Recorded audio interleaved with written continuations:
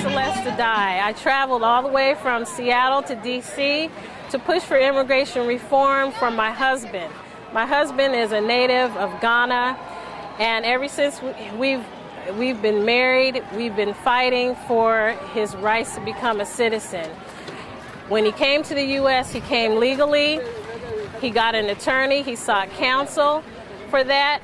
Unfortunately, the attorney that he had took advantage of him, and he was ordered deported, long story short.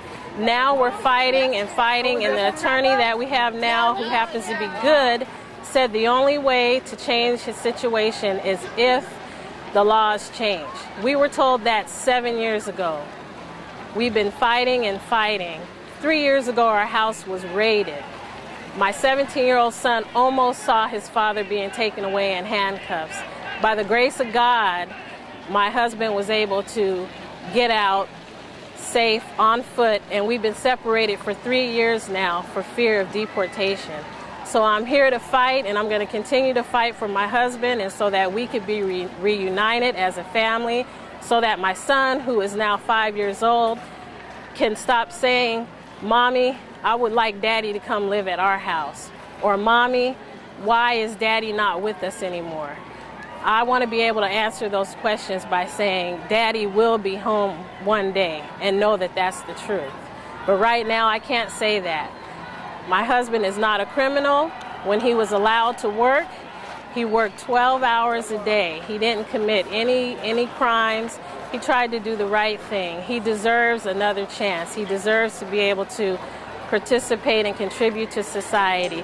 He deserves to see his 5-year-old wake up in the morning. He deserves to see him at night when he goes to bed. Please, I'm urging Obama, I'm urging Congress to not only introduce the bill, I'm urging them to pass it. I'm urging the laws to change and to support all the other families that are going through this. If we don't have a strong family, we're never going to have a strong economy. How do we expect the economy to thrive without a strong family unit? The families are we're already having families that are torn apart for other reasons. Let's not let a border be the reason. I came to this country when I was 2 years old. My family came because in their native home, there wasn't enough sources to help our family to become someone successful in life. And my mom came because she too was in search of the American dream. My mom worked in a sweatshop because in there they wouldn't ask for social security numbers. They had their employees working 15-hour shifts in dangerous environments, something that today is illegal. For a long time she kept this job.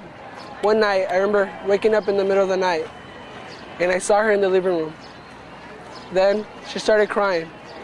The pain in her fingers was too big. I ran to her and I told her that I loved her, and I promised her that soon she would not have to work as hard as she did because I would always be there to support her. There I was, just 7 years old. I had made a promise that changed my life completely. It was a promise that made me leave my childhood in the past in order to grow up as soon as possible to achieve my education and get a good paying job to help the person that I love the most in this world.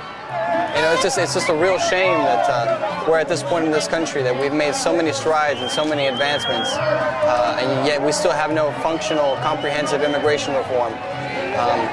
Basically, that's why I'm out here. You know, I'm looking at all these people, all these young faces, the dreamers from the Nashville community, people that are graduating high school and want to continue their education, and are finally having a voice, and that warms my heart. It gives me an opportunity to continue this fight, and that's why I'm here today.